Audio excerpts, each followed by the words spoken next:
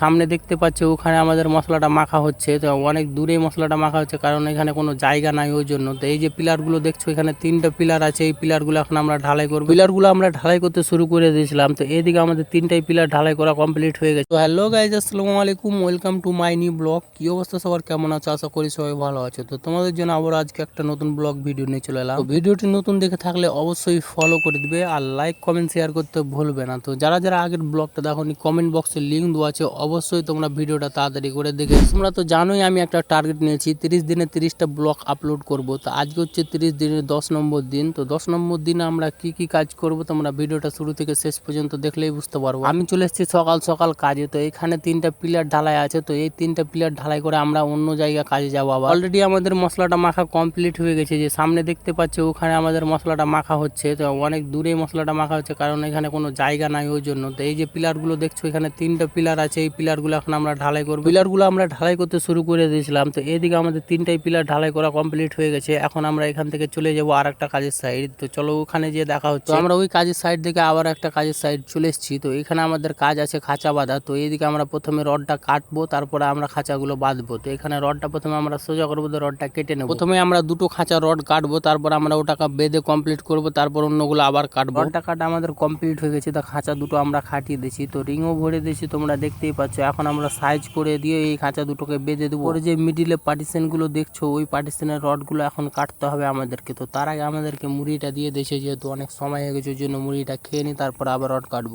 মুড়িটা দিয়ে দিয়েছে, দেখতেই পাচ্ছ। এদিকে চপ আর শসা পেঁয়াজ লঙ্কা মাখানো দিয়েছে আমাদেরকে মুড়িটা খেতে। তো মুড়িটা খাওয়া হয়ে গেলে আবার কাজে লেগে যাবো। খাওয়া আমাদের শেষ হয়ে গেছিলো, তারপর আমরা আবারও কাজে লেগে গেছিলাম। তো দেখতেই পাচ্ছ এদিকে আমরা রডটা কেটে নিয়ে চলে এসেছিলাম, রিং গুলো সব ভরে কমপ্লিট করে দিয়েছিলাম। তো কিছু রিং কম পড়েছে ওই জন্য রিং রডটা এখন আমরা কেটে নেবো। রিং রডটা আমাদের কাটা কমপ্লিট হয়ে গেছে, তো আমি রিং গুলো বানাতে লেগেছি, তোমরা দেখতেই পাচ্ছ। তো এই রিং গুলো বানানো হয়ে গেলে তখন আমরা খাঁচাতে ভরে দেবো। অবশেষে অনেকক্ষণ পর আমার রিং গুলো করা কমপ্লিট হয়ে গেছে। তো এখন এই রিং গুলো নিয়ে চলে যাবো ওখানে, খাঁচাতে ভরে দেবো। গুলো ভরে কমপ্লিট করে দিয়েছি আর সব খাঁচাগুলো আমাদের খাটা কমপ্লিট হয়ে গেছে। ওদেরকে আমার ভিডিওটা কেমন লাগলো অবশ্যই কমেন্ট করে দিবে, আর এইরকম ভিডিও দেখার জন্য ফলো করে দিবে। ভিডিওটাকে একটু বেশি বেশি করে শেয়ার করবে। তো ভিডিওটা আমি বেশি বড় করছি না, ভিডিওটা এখান থেকে শেষ করছি। চলো নেক্সট ভিডিওতে দেখা হচ্ছে। আসসালামু আলাইকুম।